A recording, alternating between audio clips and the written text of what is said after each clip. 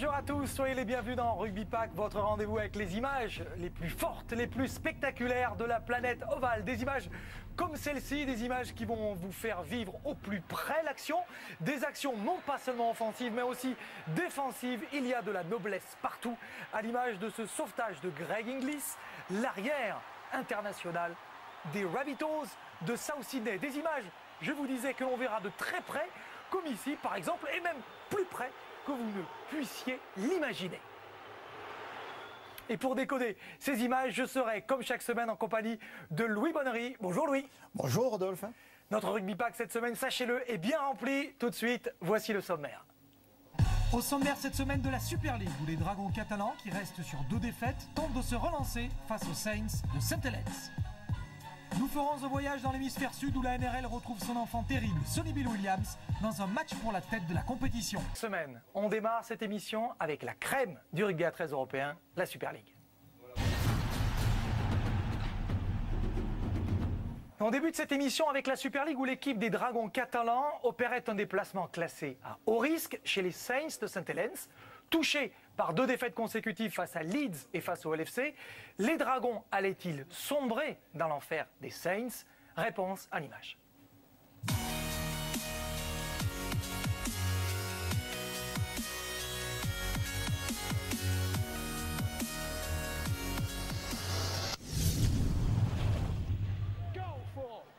Price pour Moulis. Moulis, ouais, qui a résisté au plaquage. Bien Greg Moulis qui s'est remis dans le coup avec oui, le plaquage de Louis Anderson. C'est marché pour Dali Millard. Pour l'essai de Macari. Ouais, et c'est marqué.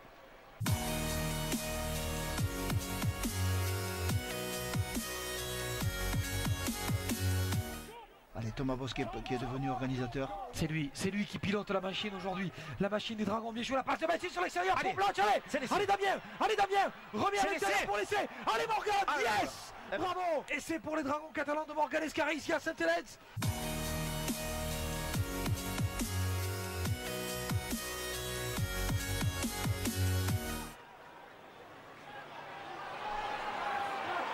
Au football club de Halle, attention, Soliola, personne ne l'a pris. Soliola qui fixe, qui donne, aïe, il faut pas prendre d'essai. Oh, Soliola, qu'est-ce qu'ils font les joueurs des Saints? Soliola qui va finir par marquer finalement, oh que c'est dommage. Alors que les Saints avaient fait un peu n'importe quoi.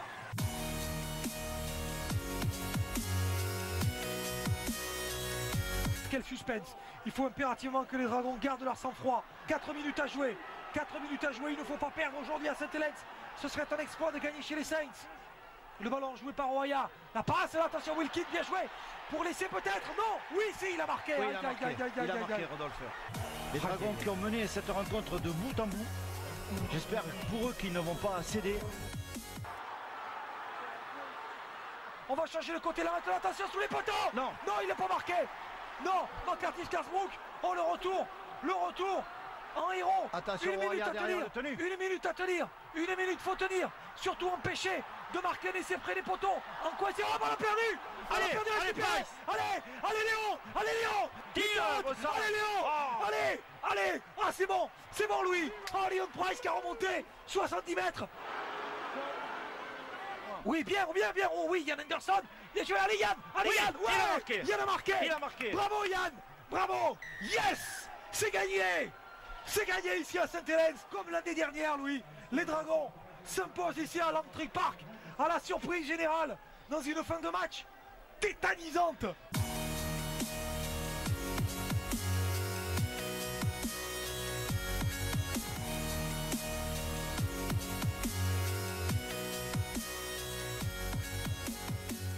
Notre invité cette semaine nous a rejoint, Gilles Dumas, le manager de l'équipe de France de rugby à 13. On est ravis de vous accueillir, Gilles. Vous avez vécu vous aussi cette dernière minute, j'imagine, comme nous, une dernière minute assez incroyable. Les Dragons ont finalement réussi à arracher la victoire alors que ce n'était pas gagné. Oui, tout à fait, puisqu'ils peuvent prendre un essai, donc faire passer devant St. Helens, et puis derrière ils rebasculent. Et c'était vraiment formidable, comme il y a un an auparavant où vous avez arraché la victoire à ce même stade. De façon globale, comment est-ce que vous avez jugé la performance de cette équipe des Dragons catalans? Très bonne parce qu'ils ont fait un match complet, très structuré, ils ne se sont jamais affolés, ils ont souvent mené et j'ai trouvé vraiment très bon, et notamment tous les jeunes Français. La solidarité défensive des Dragons, on la voit sur cette dernière minute de jeu. Là, pour le coup, Louis, on se souvient que les Dragons n'ont que 4 points d'avance et là, on se dit, ça y est, Saint-Helens a marqué. Ben oui, Rodolphe, c'est le suspense, c'est la clé du match en définitive. Cette occasion que Saint-Helens ne prend pas permet aux Dragons et surtout l'interception en bout de ligne de Price qui finalement rassure tout le monde, même si il pouvait aller plus loin. On vous a entendu l'encourager tout à l'heure. Vous disiez, allez, tire, Léon. Voilà, et plus on porte le ballon loin de la ligne de but, mieux c'est pour les Dragons catalans et les dernières secondes sont précieuses. Ouais, là, par exemple, ici, là non plus, c'était pas fait pour le talonneur de l'équipe des Dragons. Cette victoire, on le sait, est extrêmement précieuse. Et Gilles le disait, Langtry Park, c'est un terrain qui convient très bien à l'équipe des Dragons. Ben oui, Rodolphe, Langtry Park, c'est Saint-Helens d'abord, c'est une référence. Les Dragons sont toujours, toutes les équipes sont à la recherche d'un match référence dans la saison. Ben, les Dragons, le rendez-vous, c'était à Saint-Helens. Ils ont bien réussi ce passage. Oui, Saint-Helens, du coup, va pas très bien. On se posait d'ailleurs la question à l'issue de ce match, Louis, parce que cette nouvelle défaite risque de faire tâche dans le CV de Nathan Brown, le coach des Saints. Et on sait qu'en Super League, les coachs qui n'ont pas de résultats sont rapidement remerciés. Mais il n'y a pas qu'à Saint-Helens où le bateau tangue. Il y a une autre équipe qui traverse une période difficile, c'est celle des Tigres de Castleford. À tel point que Yann Millward, pourtant qui est un coach expérimenté, a été débarqué la semaine dernière. Millward, le coach australien, qui avait pourtant de très belles lettres de référence. Regardez ici la victoire, le titre de champion en 2001 en 2002, la Cup 2001-2004 et le titre de champion du monde des clubs 2001. Manifestement, ça ne suffit plus, Gilles, dans la Super League. Ben oui, il est victime des résultats de l'équipe. C'est vrai que Yann a un sacré palmarès derrière lui, puisqu'il a de longues années d'entraîneur. Mais bon, voilà, les résultats ne sont pas là et parfois c'est le choix, c'est l'entraîneur qui trinque. Yann Millward, l'entraîneur, a fait donc les frais des mauvais résultats de ce début de saison. Et c'est Danny Orr, l'ancien demi d'ouverture des Tigres, qui désormais assure l'intérim. Pas de quoi vraiment rassurer les supporters de Wii Stadium avant d'accueillir Widnes, une autre équipe en mal de points dans la Super League. Alors les Dragons ont-ils passé le test des Vikings? Eh bien, regardez ces images. Un homme fort d'abord, Louis, c'est Randy Chase pour l'équipe de Castleford qui évolue donc en jaune sur votre écran. Et premier essai très rapide marqué en tout début de match par l'équipe des Tigres de Castleford avec Claire. Oui, c'est parti sur les chapeaux de roue pour cette équipe de Castleford qui arrive à mener 12-0. Donc le public avait de quoi être rassuré, mais ça ne va pas durer, hélas. Oui, ça ne va pas durer, même si avec ce deuxième essai marqué, les supporters du Wii Stadium peuvent se dire qu'après tout, l'arrivée de Danny Orr a su remobiliser les garçons. Sauf que l'équipe de Widnes en a sous la semelle. Regardez, nous sommes toujours en première mi-temps, ils sont menés 12-0. Et après ce très bon travail le long du couloir droit, remise à l'intérieur pour un essai marqué. Là aussi, petite faute de défense, c'est peut-être le péché mignon des Tigres de Castleford. Oui, parce que les Tigres de Castleford nous avaient montré déjà dans un match précédent contre Huddersfield, le leader, leur potentialité, mais ils n'arrivaient pas à concrétiser. Là, ils ont réussi à concrétiser, mais ils ont commis des erreurs défensives qui ne pardonnent pas, que ce soit en bout de ligne dans les couloirs pour les ailiers, soit dans la défense au ras du tenu au milieu du terrain, qui permettent aux attaquants de franchir le premier rideau sans de grandes difficultés. Oui, et là, on voit que justement, à 12-16, Castleford mené à la maison, voit l'équipe de Widnes revenir. Alors ça va être une fin de match incroyable. Cameron Phelps qui marque cet essai. Et là, regardez, ça c'est un coup du sort dans la partie. Renvoi sous les poteaux, on essaie de récupérer le ballon. Cafouillage. Et l'équipe de Widnes entre en possession du ballon pour aller marquer. Évidemment, je vous le donne en mille, un nouvel essai. Celui-ci beaucoup plus facile par le finisseur, Avan. Ben oui, Rodolphe, là c'est un rendu de balle d'une manière tout à fait anormale pour un entraîneur, quel qu'il soit, et je pense à Gilles Dumas en particulier, sur un coup de renvoi sous les poteaux, lorsqu'on donne la balle à l'adversaire à 10 mètres de sa ligne, on s'expose à de graves difficultés. Alors fin de match, je vous le disais, là aussi très serré, 22-26, Castleford est mené, Castleford grâce à ce rush de Tanzé, la passe à l'intérieur, et un essai marqué entre les poteaux, essai marqué par Milner. Voilà la décision qui est faite. En tout cas, le croit-on dans ce match, parce que du coup, l'équipe des Tigres de Castleford se voit bien empocher les points de la victoire. Sauf que, il y avait un suspense terrible dans ce match. Regardez ici, d'abord le bon travail de Randy Chase. On disait c'est l'homme fort, 2 feintes de passe. La route s'ouvre. Là aussi, le demi d'ouverture fait le plus gros du boulot. Oui, le demi d'ouverture, mais aussi tous les appels, tout le jeu sans ballon, puisqu'il y a énormément d'appels et la défense reste figée, voilà. Et ça permet à une brèche à la sortie. Alors, et c'est marqué, là c'est vrai Louis que nous avions nous le confessons, cru à cette époque-là, bien sûr que c'était fini et que l'équipe de Castleford allait gagner ce match. Mais pas du tout, la fin de match a été assez incroyable avec un éternel débat dans le rugby à 13. Faut-il ou pas tenter les pénalités qui semblent faciles? Pourquoi? Parce qu'en toute fin de match, regardez, Dennis Betts, l'entraîneur de l'équipe de Widnes, réclame de son botteur de prendre les 2 points faciles quasiment face au poteau. Ils n'ont pas choisi de taper les points de la pénalité. Ils préfèrent taper en touche et ils ne marquent pas sur cette action. C'est ce qui peut arriver aussi parfois. Excès de confiance ou alors manque d'à-propos du capitaine sur la pelouse. C'est vrai que là, la communication n'a pas dû passer, puisque Denis réclame les 2 points, et ça arrive assez souvent. Et ironie du sort, ils ont une autre pénalité 5 minutes plus tard qui aurait pu changer la donne dans ce match. Eh bien, Havan, qui cette fois-ci était très décalé par rapport au but, va la rater. Comme quoi, il faut toujours écouter l'entraîneur. C'est vrai. C'est pas vous qui allez me dire le contraire. Alors on va récapituler les résultats de cette 12e journée de Super League avec bien sûr le résultat qui fait du bien pour les Dragons. Cette victoire à St. Helens. Wigan n'a pas fait de détails face à Bradford, 36-6. Castleford, on l'a vu, d'une courte tête, risque peut-être avec cette victoire de sauver sa saison. 50 points passés par Huddersfield face à Hull KR. Les London Broncos sévèrement battus par Leeds. Victoire de Salford face à Hull FC. Les Dragons catalans vainqueurs à l'extérieur. Et Warrington est allé s'imposer face à l'équipe des Wildcats de Wakefield. Regardez le classement donc dans cette Super League où Wigan règne en maître avec un tout petit point d'avance devant les Giants d'Huddersfield, futur adversaire des Dragons catalans dans la Super League. Warrington est 3e, les Rhinos 4e, les Dragons 5e avec Bradford et St. Helens. Et dans la deuxième partie du classement, les deux Hull, l'EFC et Hull KR. Et derrière, Salford qui n'en finit pas d'avoir quelques difficultés à essayer d'accrocher le bon wagon. Gilles, le manager de l'équipe de France que vous êtes doit être ravi de la performance de jeunes garçons qu'on a vus, très en verve en ce moment. Ce sont les joueurs français de l'équipe des Dragons. Est-ce que nous avons là, avec ces jeunes garçons, des cadres futurs de l'équipe de France? Je crois c'est certain parce qu'on les voit évoluer au plus haut niveau. Morgan Escarré, enfin toute une liste de joueurs. Et franchement, ils donnent vraiment des très belles performances tous les week-ends. Et ils tiennent vraiment la route et donc c'est vraiment quelque chose de très bien pour l'équipe de France. On va voir justement Morgan Escarré, parce que Morgan Escarré, il marque beaucoup, mais il marque aussi quand il le faut dans les bons moments, comme à St. Helens.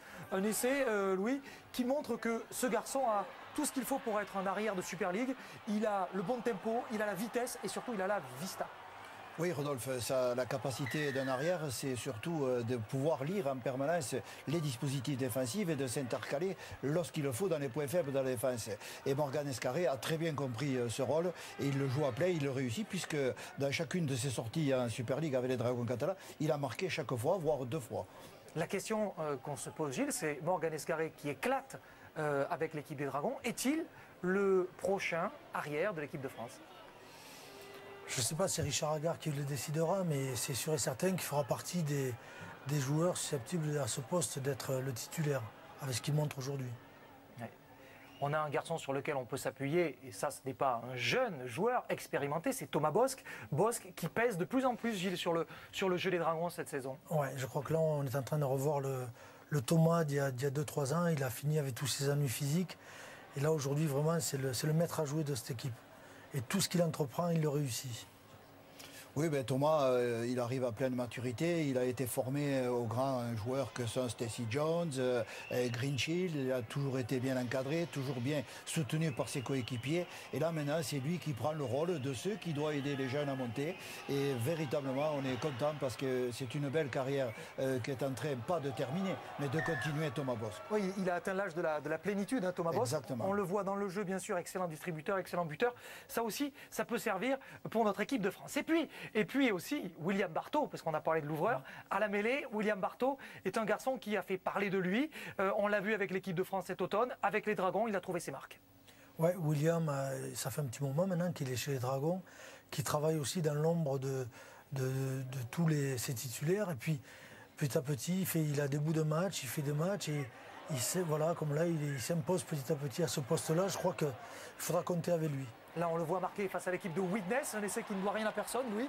Je sais que vous l'avez beaucoup aimé, cet essai. Oui, parce que c'est un essai plein de détermination. Le joueur essaie de trouver ses bons appuis. Il étudie bien dans la difficulté le dispositif. On a l'impression même qu'il recule. Mais en fait, c'est pour mieux avancer. Lorsqu'il a compris où était l'espace et il a placé son accélération, il s'amuse un peu trop avec la ligne devant le mort. Mais ça, c'est une petite erreur de jeunesse. On corrigera tout ça pour l'avenir pour lui. Donc, c'est un bel essai. Il prend vraiment le jeu à son compte et c'est ça qui est important chez ces jeunes joueurs. Oui, et puis Louis, on a un autre finisseur qui est Frédéric Vaccari, qui lui aussi a retrouvé du temps de jeu avec l'équipe des Dragons et qui a marqué lui aussi lors du dernier match des Dragons avec Escari à l'arrière, avec Vaccari. On a là aussi des finisseurs. C'est peut-être ce qui nous manquait ces derniers temps. Oui, c'est quelqu'un qui va très vite, qui a beaucoup d'appui, qui est puissant, qui est difficile à plaquer et qui, voilà, à son aile, peut être très dangereux, comme là sur l'action. Il finit très bien le travail de Mila. Frédéric Vaccari qui aplatit donc cet essai si précieux face à l'équipe des Saints de Sainte-Hélène, ce qui a donc aidé à parachever cette victoire de l'équipe des Dragons avec un très très bon travail de Greg Muniz notamment, qui lui aussi explose avec l'équipe des Dragons cette année. C'est pas une surprise, mais il retrouve lui aussi son meilleur niveau. Oui, Rodolphe Muniz, c'est la valeur sûre. Greg Muniz, un dimanche de récupération pour un coup reçu. Donc il revient en grande forme et parce que les Catalans ont besoin de lui. Et n'oublions pas qu'il est aussi capitaine avec Rémi Castille. Donc il y a un rang à tenir dans cette équipe et il le tient très bien, Greg Muniz. Mon cher Louis, il est l'heure de vous retrouver pour essayer de mieux comprendre la complexité tactico-technique de notre jeu de rugby. C'est la rubrique Rayon X. Alors, docteur Louis, qu'est-ce que vous avez choisi de passer au Rayon X cette semaine ? Bah écoutez Rodolphe, moi j'ai retenu l'essai qu'a marqué l'équipe de Castleford sur une 40-20 tentée par Rangi Chase. Donc voilà, ici, parce que l'équipe de Castleford est vraiment au fond du trou dans cette situation. Et cette action, à mon avis, remet tout simplement l'équipe dans le bon sens. Alors c'est une 40-20 tentée par Ranguinchet sur un choix de renvoi aux 20 mètres sur un ballon mort. Donc sur la mêlée qui suit, l'attaque se met en place pour attaquer du côté droit, du flanc droit de cette attaque à partir de cette mêlée. Donc on pense qu'il va y avoir une série de tenues. Donc ça paraît un peu confus. Gilles le faisait remarquer, beaucoup de faux signaux. Ranguinchet qui va fixer la défense alors qu'il était, ne l'oublions pas, déjà au départ du coup de pied et à la relance du jeu sur cette balle. Donc sur le côté droit du terrain, on a l'impression qu'on fait stagner le jeu pour attirer cette défense. Et sur ce tenu, on renverse à nouveau la situation, c'est-à-dire qu'on repart sur le côté gauche, on envoie la balle du côté gauche, donc on traverse une nouvelle fois le terrain. Donc ça va finir dans les bras de l'ailier qui, lui, refusant d'aller en touche, repique vers l'intérieur. Donc si nous le suivons, il refait le chemin qu'a fait le ballon, mais dans l'autre sens pour aller retrouver ses coéquipiers du côté droit de l'attaque. Donc on pense que tout va s'arrêter là. Non, l'équipe de Castleford est en pleine réussite. On va faire un nouveau tenue de fixation qui va essayer de s'approcher encore plus des buts. On se fait écrouler ici sur ce tenue à moins de 5 mètres de la ligne de défense de cette équipe évidemment qui défend. Donc et là, et sur la relance, alors un petit coup du sort, un ballon mal contrôlé, joué au pied, qui rebondit, qui retombe dans les bras. Et là, on s'aperçoit le grand espace qui a été créé par le bon travail de cette équipe. Donc nous avons eu au départ une action individuelle qui est concrétisée par un bon travail collectif. C'est le printemps qui arrive à Castleford. Merci Louis, merci de ces analyses toujours aussi fines et pour la prochaine fois, je crois que je vous trouverai un microscope et une blouse blanche, tellement c'est précis. Cette dissection de cette action et de ce bel essai marqué par l'équipe des Tigres de Castleford. Il est temps pour nous de mettre le cap sur l'hémisphère sud, direction l'autre côté du monde.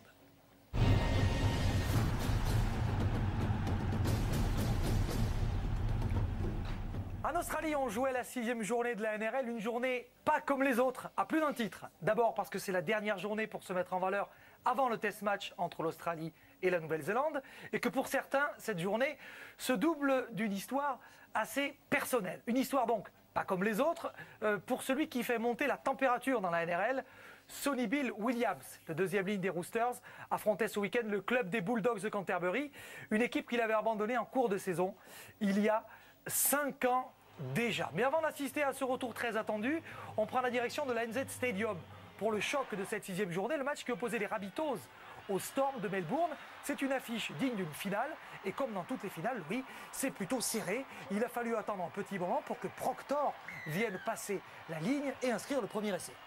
Oui, parce qu'en fait, si on resitue ce match dans le contexte du championnat, c'est tout simplement l'affrontement des deux premiers pour savoir à l'issue de cette rencontre qui sera le leader du championnat australien. Donc c'est une partie extrêmement importante et nous voyons l'engagement qui est de mise dans ce genre de débat avec toutes les formes de jeu que ces équipes sont capables de développer. Et on voit ici, surtout Louis, une équipe du Storm qui est, comme chaque fois, impitoyable. En première période, il a fallu seulement une erreur de l'équipe des Rabbitohs pour que le Storm de Melbourne réussisse à remettre la main sur le volant, même si ici, l'essai de Andrew Everingham va permettre en retour, pense-t-on, de l'équipe des Rabbitohs, ça aussi n'est pas du tout, parce que Cooper Cronk a réussi, lui, à passer le drop, un point de plus. C'est pas beaucoup, mais ça suffit en tout cas pour donner la victoire à un Storm de Melbourne qui plus que jamais paraît vraiment inaccessible. Il y avait évidemment d'autres rencontres à l'occasion de cette 6e journée qui intéressaient surtout les leaders, notamment Manly, mais aussi l'équipe de Newcastle et Canberra. On va regarder tout ça avec Charlotte Gabas. C'est parti.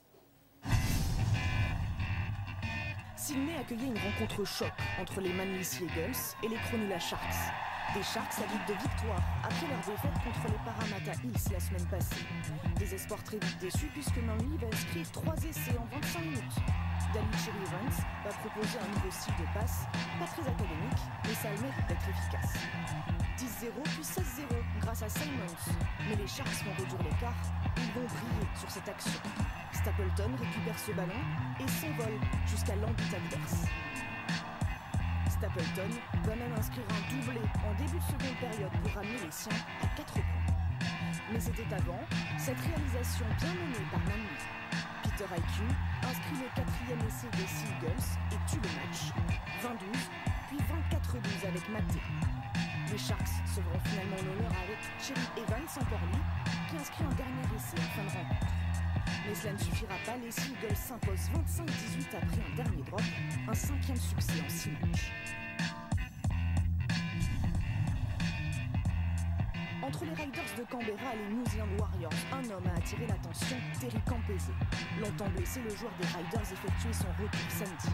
Et cela va leur réussir dès la 9e minute. Sandor Earl est à la retombée du coup de pied de Sam Williams et marque les premiers points de son équipe. La réponse des Warriors ne se fait pas attendre.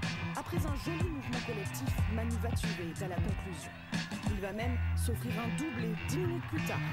10-4, puis 16-4, grâce à cet essai d'Henry. Mais Edric Lee va sonner le réveil des Riders. À la 53e minute, il passe en force, avant de brillamment s'illustrer en fin de rencontre. L'ailier est à la réception de cette subtile chandelle du revenant Terry Campese et s'offre un saut spectaculaire pour inscrire le 4e essai des Riders. 20-16 score final, leur 7e victoire consécutive à domicile, une première pour Canberra depuis 2002. Un peu de pyrotechnie pour terminer, car ce fut un match chaud entre les Gold Coast Titans et les Parramatta Eels. Une rencontre longtemps dominée par Parramatta, qui inscrit 2 essais en première période. C'est signé Hayne, puis Morgan, qui s'offre un petit slalom au cœur de la défense des Titans. Parramatta va même mener 22-8 après cette chandelle de Luke Kelly, réceptionnée par Hayne, encore en pied. Mais Gold Coast ne s'avoue pas vaincu, loin de là. Les Titans vont parvenir à égaliser 22 partout à un quart d'heure de la fin. Le match va finalement basculer. Gold Coast va s'offrir un dernier essai, l'essai du succès. Une nouvelle chandelle brillamment déviée par Luke Douglas. Le ballon lobe la défense et permet à Albert Kelly d'offrir la victoire aux siens. Gold Coast l'emporte 28-22 après un renversement de situation qui a enflammé les travées de Ski Park. Il y avait un autre match très attendu dans le Queensland, celui qui opposait les Broncos de Brisbane aux Cowboys du North Queensland. C'était au Suncorp Stadium. Les Broncos se sont imposés d'une courte tête, mais La bonne nouvelle, c'est qu'un joueur très apprécié des supporters français a inscrit son premier essai de la saison. Clint Greenfields, l'ancien arrière des Catalans, a profité de la blessure de Matt Bowen, le titulaire, pour marquer un essai plein d'opportunisme. Ça fait toujours plaisir de voir Clint en grande forme. Et d'ailleurs, Gilles, Clint Greenfields, ça peut être aussi l'arrière de l'équipe de France pour la prochaine Coupe du Monde. Effectivement, Clint peut être sélectionné, il est sélectionnable, donc on le suit de près. Et c'est bien qu'il marque et qu'il joue déjà dans cette équipe de NRL. Quels sont les points forts de ce garçon? Déjà, il a une expérience incroyable. Et puis, avec les Dragons, on l'a vu tellement bon, on l'a vu avec ses relances, on l'a vu toujours derrière le ballon, toujours en soutien. Puis en plus, c'est un super gars qui peut amener beaucoup à l'équipe. Louis? Oui, Greenfield, c'est quand même la star. C'est une des meilleures arrières du monde. Bon, moi, je ne regrette qu'une chose, qu'il ne joue pas plus souvent dans sa nouvelle équipe, mais je pense que ça va venir.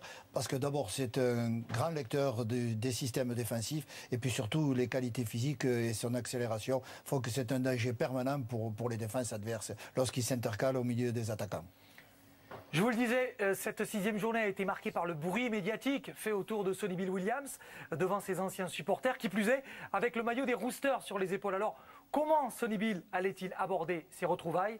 Réponse avec Fossil Saigne. How am I going to meet this? I can either freeze or I can just walk through it. I can get the jitterbugs and be nervous, hold back, or I can meet the confrontation head on, and that's what I'm going to do.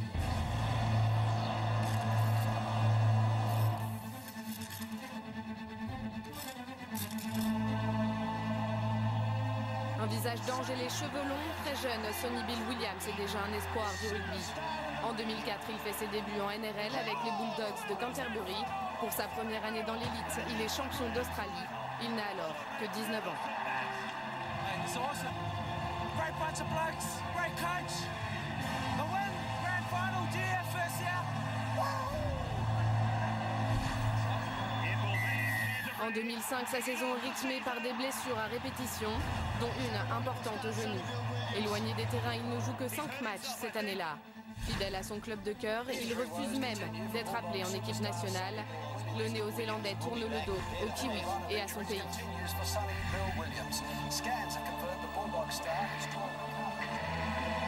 Sonny Bill has said all along that he wants to stay with the Bulldogs, and it appears to be that he is a man of his word.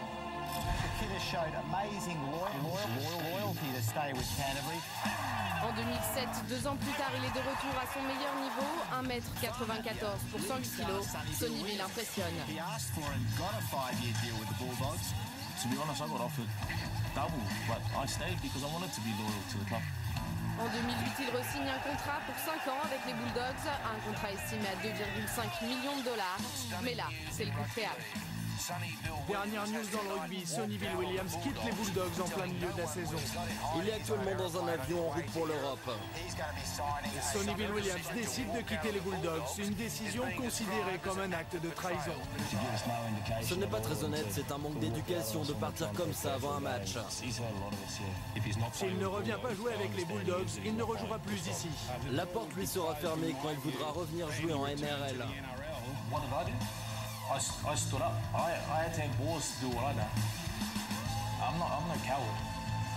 In my mindset right now, I'm a rugby union player, and there's a lot of achievements, a lot of goals that I've set myself. You know, I want to play for the All Blacks one day. Nouveau joueur de 15 après un passage de 2 ans à Toulouse, Sonny Bill Williams rentre en Nouvelle-Zélande. Il joue 2 saisons de Super 15. En 2011, c'est la consécration. Il est champion du monde avec les All Blacks. Non, ceci n'est pas une blague. Sonny Bill Williams a annoncé qu'il voulait faire son retour dans la National Rugby League.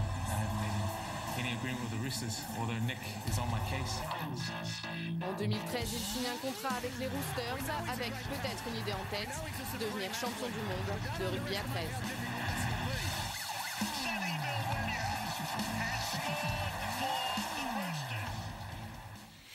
Au-delà de cette frénésie médiatique, il y avait un match à jouer et à gagner sur la pelouse de l'Alliance Stadium.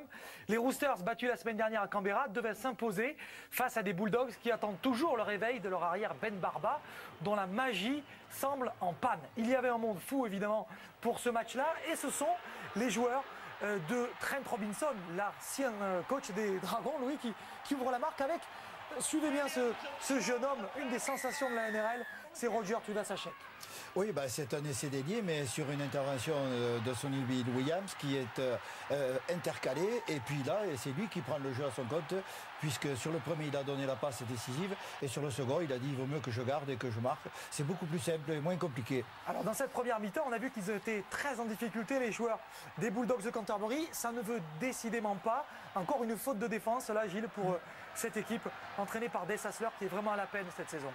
Oui, tout à fait. Je crois que l'équipe de Canterbury qu'on voyait parmi les premières équipes et qui là se retrouve dans le fin fond du classement, c'est difficile pour eux. Ouais. Sonny Bill Williams, qu'on a vu passeur, il a déjà libéré beaucoup de ballons depuis le début de la saison, 12 libérés en 6 journées, ça fait déjà quasiment 2 à chaque match, et chaque libération de balle équivaut à une passe décisive pour Sonny Bill, qui permet donc à cette équipe des Roosters de s'imposer 38-0 face aux Bulldogs. On va récapituler les résultats de cette 6e journée de NRL avec la courte victoire des Broncos 12-10. La victoire de Newcastle face à Penrith, c'est important parce que Newcastle, vous allez voir tout à l'heure, se rapproche des premiers.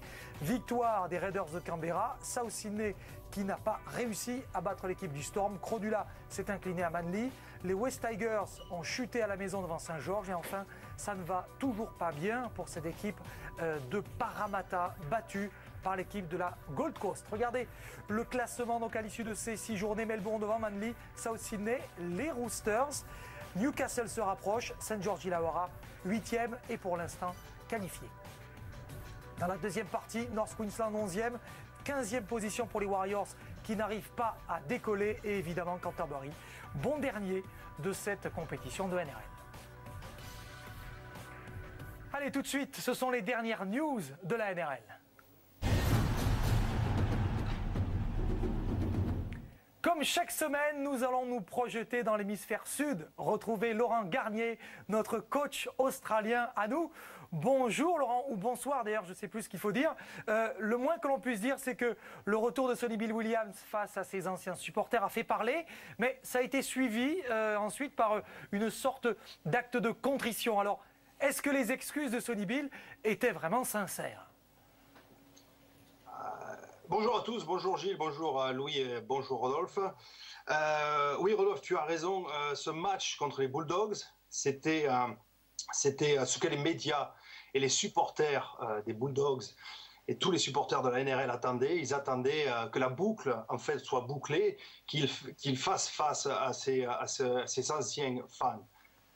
Ça a été un moment un peu chargé d'émotions au début, car Sonny Bill lui-même a dit dans la presse qu'il ne savait pas comment il allait être accueilli par les fans, qu'il y en voulait toujours.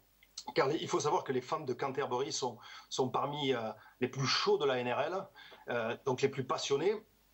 Donc ça s'est bien passé. À la fin, il a fait des excuses publiques, hein, et je crois que la NRL et les fans de Canterbury et la Rugby League en général lui a pardonné son départ avec pertes et fracas de 2008. Oui, et comme d'habitude, Laurent, c'est en une des journaux que s'étalent les états d'âme de Sonny Bill. Oui, son retour de la NRL, personne n'y croyait, hein, parce que c'est vrai quand même qu'il faut se dire que le garçon est parti en 2008 de façon un peu compliquée, et il revient ici en NRL au Rooster, et le problème qu'il y a eu, c'est que le garçon a quand même beaucoup de fierté, parce que pour revenir en NRL après 5 ans, le jeu a changé, les règles ont changé, le jeu est beaucoup plus accéléré, le plaquage à l'épaule est interdit. On sait que Sonny Bill Williams était friand de ces plaquages à l'épaule. Le wrestling, c'est-à-dire la lutte debout maintenant, est beaucoup plus travaillé, et on sait que Sonny Bill aimait ses offloads, ses libérations de balles au contact. Donc pour lui, de revenir en NRL, c'était un gros challenge, mais je crois que c'est un garçon qui adore les challenges. Ah ben merci beaucoup, merci Laurent. On verra donc comment Sonny Bill cette saison va relever tous ces challenges qui l'attendent. Merci beaucoup à vous Laurent, parce que je pense que alors qu'il est, vous pouvez aller vous coucher. Merci beaucoup et à la semaine prochaine. Merci, au revoir. En tout cas d'avoir été avec nous. Merci Gilles d'avoir été notre invité. Merci Louis. On vous souhaite, tiens Gilles, la prochain rendez-vous avec l'équipe de France, c'est bientôt ? Prochain stage, normalement, au mois de juin. Bon, on vous souhaite évidemment le meilleur. Grand merci à tous. Grand merci à Fred Godard, à Assed Hamadj, aux équipes de la production autour de Bernard Pichot et à l'infatigable Bertrand Béguet. Rendez-vous la semaine prochaine pour un nouveau Rugby Pack. Et d'ici là, portez-vous bien. Salut!